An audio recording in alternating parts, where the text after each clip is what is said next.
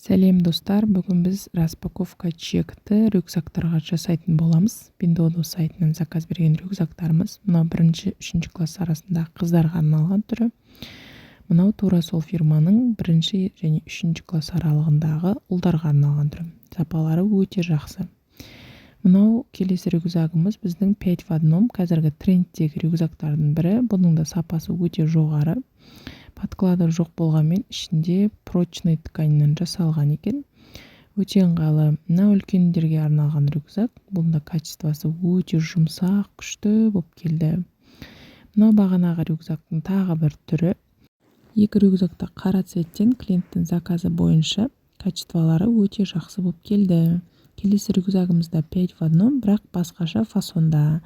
Бұл рюкзактың сапасы жақсы. Бұл 5-6 сынып оқушыларына арналған. Қалай достар, рюкзактар ұнады ма?